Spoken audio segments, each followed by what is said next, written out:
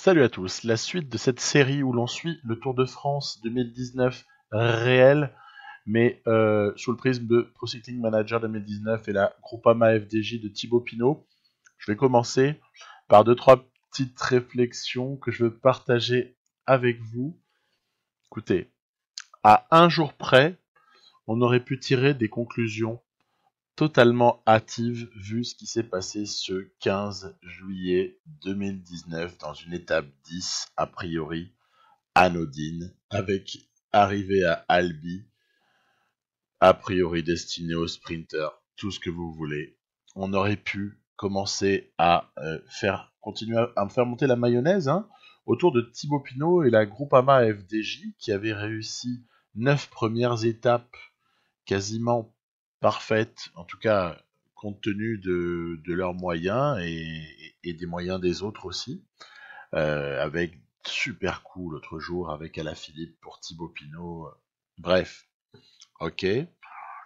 On aurait pu également dire que la Ineos n'est peut-être pas si forte que ça et que Geraint Thomas et Egan Bernal sont peut-être prenables et au final ce tour est loin d'être joué. On aurait pu dire ça aussi.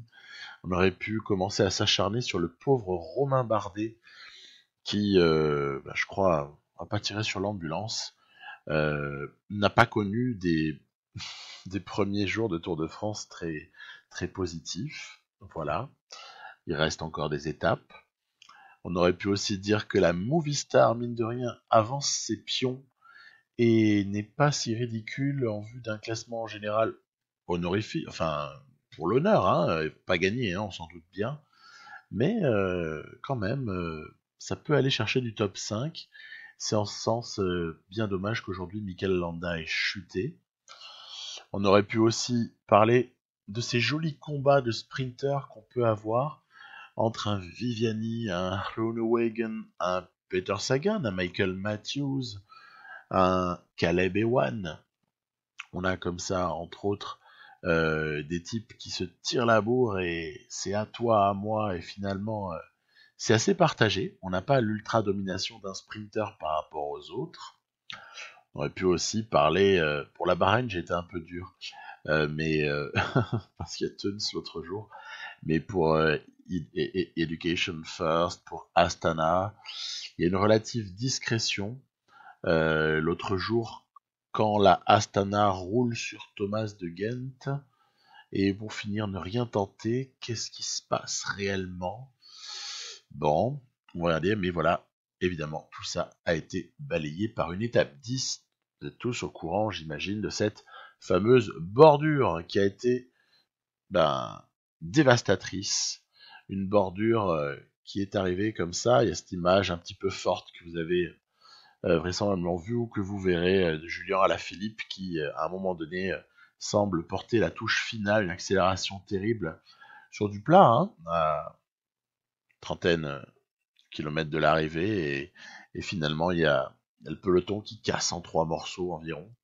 Et avec la Deceuninck Quick-Step soutenue par la Ineos qui vont être comme ça les deux principales responsables d'une cassure qui va coûter très très cher à certains, notamment à la Groupama FDJ, qui avait tout fait parfaitement jusque-là. On pensait que les planètes s'étaient alignées, et puis patatras, bam, pauvre Thibaut Pinot se retrouve maintenant avec près d'une minute 20 sur Geraint Thomas. Bon, ok. Et il n'y a pas eu le contre-la-montre encore. Voilà, donc Ineos, évidemment, qui a saisi l'occasion. Il fallait pas se faire prier, il fallait pas les prier de saisir ce type d'occasion-là. Et puis, moi, j'ai envie quand même de dire qu'en ce début de Tour de France, il y a au moins 3 équipes auxquelles j'ai envie de tirer mon chapeau. C'est la Deceuninck Quick-Step, c'est la Jumbo-Visma et peut-être même la Bora Hansgrohe. On pourrait quasiment inclure la Lotto Soudal. On m'a dit que c'était Soudal Lotto, paraît-il que Soudal donne plus d'argent que Lotto désormais, à confirmer. Qui est quand même pas ridicule en fait sur les étapes. Le truc c'est qu'elle joue pas le général, mais Lotto Soudal, Ewan il est malheureux, il fait 3, 3, 2 et 3 sur 4 situations de sprint. Benoît l'autre jour échoue face à Daryl Impey parce qu'il va moins vite au sprint, mais il y a eu un gros travail avant. Thomas De Gendt qui va chercher une étape monstrueuse à Saint-Étienne et Tim Wellens qui fait avec les moyens du moment, qui n'ont pas l'air d'être les meilleurs de sa carrière, mais qui se bat et au moins fait honneur au maillot, il porte les poids, on verra combien de temps ça dure. Moi je dirais que la De Koning Quick-Step m'impressionne toujours autant. Elle est incroyable, il y a une culture en fait dans cette équipe, peu importe les coureurs, il y a une culture du contre-la-montre par équipe. Tiens, on peut reparler de leur jolie performance à l'étape 2. Il y a une culture des bordures, il y a une culture de comment amener quelqu'un au sprint. Je crois qu'il n'y a pas un coureur qui a été mieux présenté dans diverses situations de sprint qu'Elia Viviani. Après, il n'en gagne qu'une, entre guillemets, mais le train de Koenig est vraiment incroyable. Voilà, il y a 2 victoires d'étape, il y a Mas qui est pas trop mal placé au général, il y a le jaune pour Alaphilippe, c'est vraiment un joli début de Tour de France pour cette équipe. La Jumbo-Visma était vraiment exceptionnelle au sprint. Souvenez tous de Tennyson sur l'étape 1 qui va chercher le sprint parce que Groenewegen était tombé. Et bien là, Groenewegen qui n'est pas en possibilité de disputer le sprint, c'est Wout van Aert qui sur l'étape 10 va chercher, s'il vous plaît, devant Viviani, devant Ewan. Ce Wout van Aert, on se demande un petit peu où est-ce qu'il va s'arrêter, tellement il est prodigieux. À l'image peut-être d'un certain Mathieu Van Der Poel, qui évidemment est tout à fait en retrait pendant ce Tour de France, puisque son équipe ne participe pas, mais qui, à mon avis, sur des situations de course comme celle auxquelles on assiste, pourrait comme ça nous donner bien des surprises et bien du spectacle. Parenthèse refermée. Et que pensez-vous de ce CLM par équipe où ils ont tout éclaté? Il y a quand même Groenewegen qui allait chercher la sienne à Chalon-sur-Saône. Et puis, je dirais quand même que la Bora Hansgrohe, pour moi, elle fait partie des équipes comme ça qu'il faut mentionner. Je vais pas parler du team Ineos parce qu'on attend ce qu'ils sont en train de faire. Alors que peut-être que la Jumbo-Visma est peut-être au-dessus de ce qu'on attend d'elle. La De Koenig, elle est plus ou moins en phase avec ce qu'on attend. La Bora, elle est en phase. Avec quand même un petit plus. C'est non pas Sagan, évidemment, qu'on attend là et qui est là. C'est Manu Bourkman, que je trouve extrêmement bien placé. Et ça me fait bien plaisir pour lui. On verra ce que ça donne dans la montagne. Mais avant même la montagne, il se retrouve 5e. Ce qui est loin d'être ridicule. Donc, on va passer à nos étapes dans Pro Cycling Manager 2019. On a à jouer les étapes 9, 10 et 11 dans cet épisode. On est sur une situation où Thibaut Pinot n'est qu'à quelques secondes de Vincenzo Nibali. Et on avait bénéficié, nous, pour le coup, d'une chute massive qui avait provoqué une cassure dans le peloton à l'étape précédente et qui avait fait que, au final, coup de Trafalgar pour certains, l'écart était en faveur d'un Nibali, en faveur d'un Pinot. Je rappelle que nécessairement, vu la manière dont les choses sont faites, je suis en mode course simple, certes en mode extrême, mais course simple, donc Nibali, il n'a pas couru le Giro avant, et il est un petit peu, tout le monde est un petit peu à pied d'égalité au départ de ce Tour de France, ce qui explique que voilà, hein, on n'est pas en mode carrière, il faut bien l'avoir en tête. Donc pas d'histoire de pic de forme, pas d'histoire de fatigue accumulée et gna gna gna.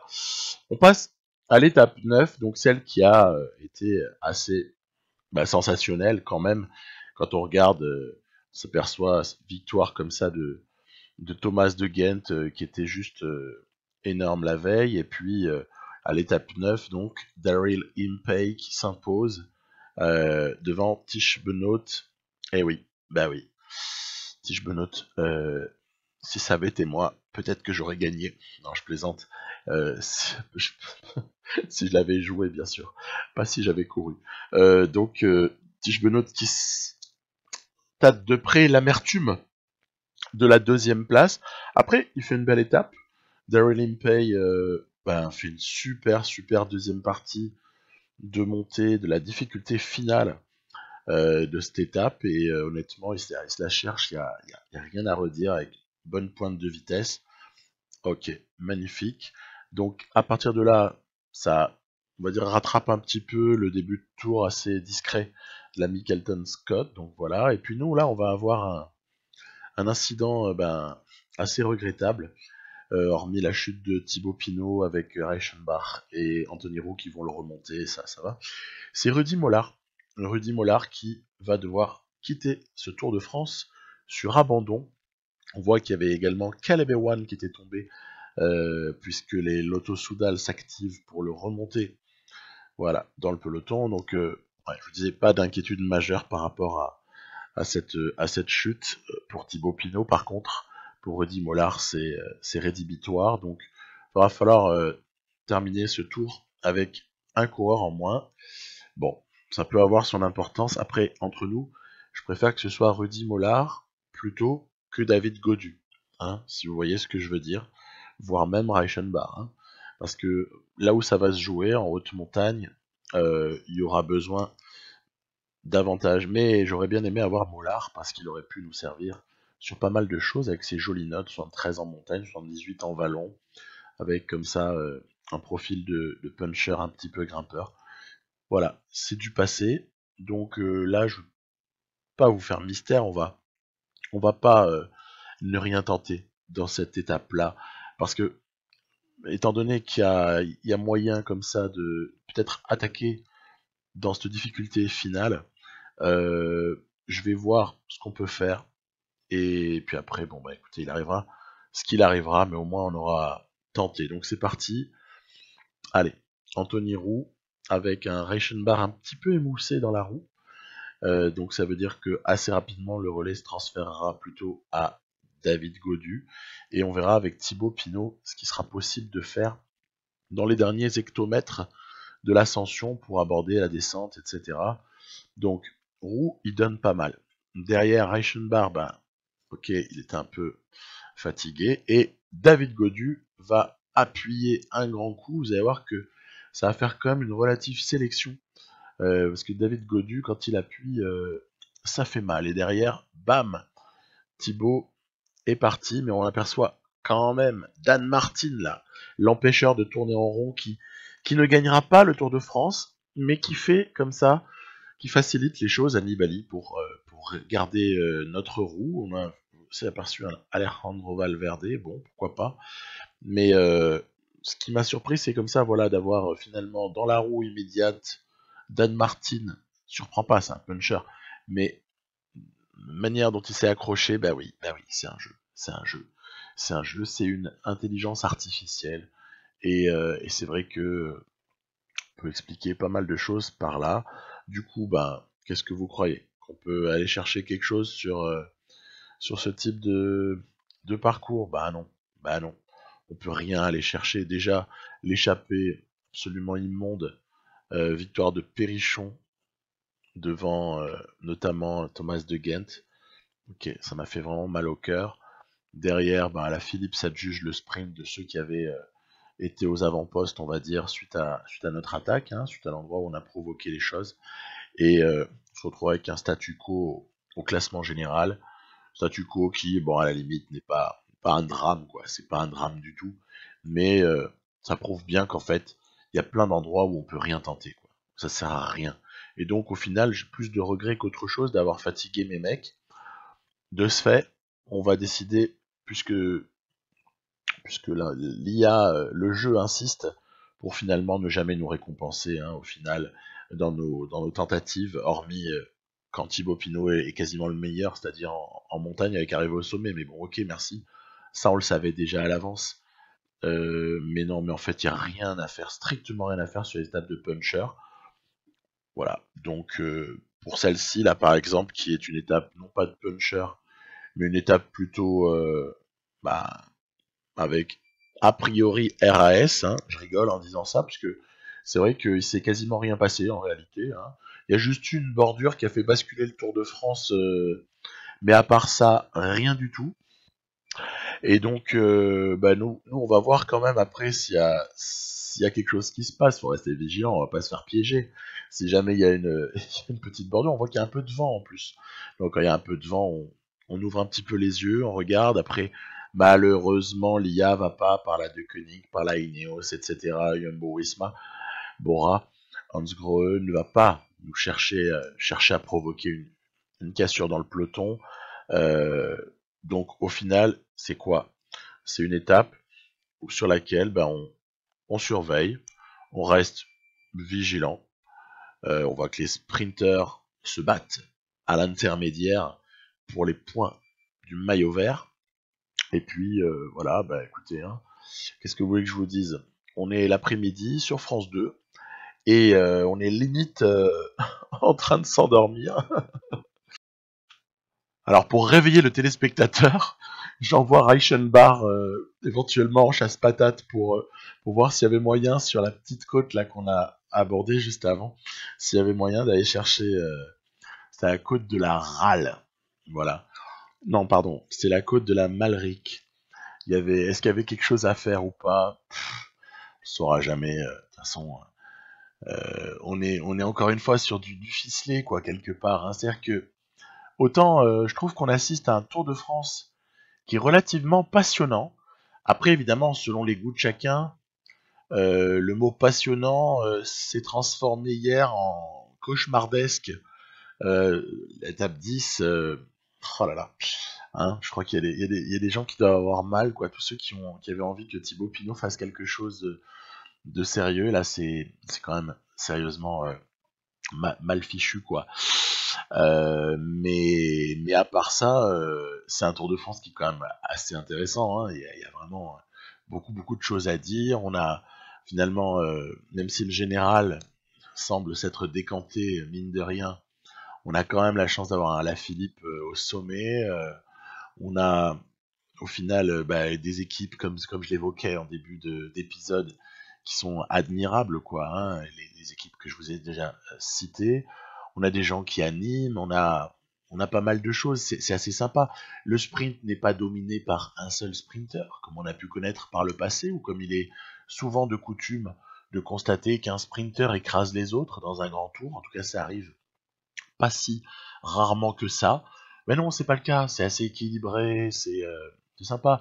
Puis là, allons-y les gars, il n'y a pas de cassure, ok, mais ça on s'en doutait, donc personne prend par nos mecs qui ont lâché bien sûr, personne prend de cassure, il y avait un mini écart, c'est pour ça que je savais contrôler. Et puis surtout, allons-y les gars, gaiement, hein. Alejandro Valverde qui va chercher sa deuxième au sprint. On a l'impression qu'il allait plus vite que Mark Cavendish de la grande époque. Écoutez, moi j'ai plus grand chose à dire. Je crois que je ne recommencerai jamais le fait de jouer en course simple parce qu'on a beau pouvoir ajuster la start list, c'est pourri. C'est pourri parce qu'en fait il n'y a aucun paramètre de forme du jour. Il y a vraiment finalement. Ouais, bon, on va aller au bout de ce Tour de France. On va essayer de se le faire, mais je trouve pas que ça ait le retentissement d'un mode carrière, pour être très franc. Donc j'espère que. Enfin, je me doute que pour vous, c'est un poil pareil, à mon avis. C'est-à-dire que c'est un peu moins immersif, quoi. Un peu moins immersif parce qu'on n'a pas la perspective de l'après, etc. Et d'améliorer l'équipe. On fait avec ce qu'on a. Ce qui est pas mal, hein. Une jolie équipe, hein. Mais surtout, on a un peu, comme ça, l'incapacité de pouvoir agir. Ça, c'est inhérent à l'équipe que j'ai choisie. Hein. Peut-être que j'ai mal choisi. Hein. J'avais envie de faire plaisir à tous ceux qui me demandaient du français, en fait. Hein. Donc, un petit peu ma faute. J'aurais peut-être pas dû accepter de vouloir faire plaisir. En tout cas, on est amené, nous, avec la FDJ, Groupama FDJ, à subir dans énormément de situations toutes ces étapes-là. En fait, on n'a rien à apporter du tout. On n'a pas Arnaud Desmar, puisque l'équipe a été orientée sciemment autour de Thibaut Pinot. Bon, voilà. Ok, donc on peut admirer les sprinters en train de se battre entre eux. On voit là ainsi un Viviani qui a pris le meilleur sur Caleb Ewan. Ok, pourquoi pas. Et donc, en fait, ce qu'il me tarde, c'est d'arriver à la montagne, hein, parce que là, je pense qu'on aura des choses un peu plus intéressantes à montrer. On a donc ce 16 juillet, quand je parle, un jour de repos, bien mérité, qui arrive après l'étape 10, ce qui n'est pas fréquent, d'habitude c'est après l'étape 9. Donc statu quo général, on peut aussi observer un petit peu les positions sur les autres classements. On peut s'apercevoir que par exemple, ben voilà, donc Calmejane pour l'instant a le maillot à pois, mais ça tient à très très peu de choses. Et puis, allez, tranquillou, hein, Alejandro Valverde, maillot vert. Tout va bien. Après, il y aura une lutte peut-être entre Bernal et Godu pour le maillot blanc. Ça, c'est rigolo en revanche. Et donc, je pense que j'ai plus qu'à vous dire à la prochaine, pour aborder des étapes qui, pour le coup, seront un peu plus excitantes. Parce que rien que cette étape 12, déjà, bon, on se doute très bien de l'issue. Hein. Si j'attaque au sommet, on va se faire reprendre dans la descente. Et puis, si on a un écart, eh ben, il sera pas comptabilisé. On s'en doute, mais voilà. N'empêche que l'étape 13, c'est quand même jolie opportunité de ne pas trop concéder de temps. On verra bien ce qu'on est capable de faire, parce que le parcours est un peu vallonné. L'étape 14, je l'attends avec une impatience non dissimulée. Hein, Tourmalet, c'est là qu'il va falloir frapper. Et dans la foulée, Foix Pradalbis. Écoutez, il y a peut-être quelque chose à faire aussi sur cette arrivée au sommet. On va pas se gêner. Hein, c'est le moment où on va tenter des trucs. Je vous dis à très bientôt. Excellent Tour de France à tous. Bye, bye.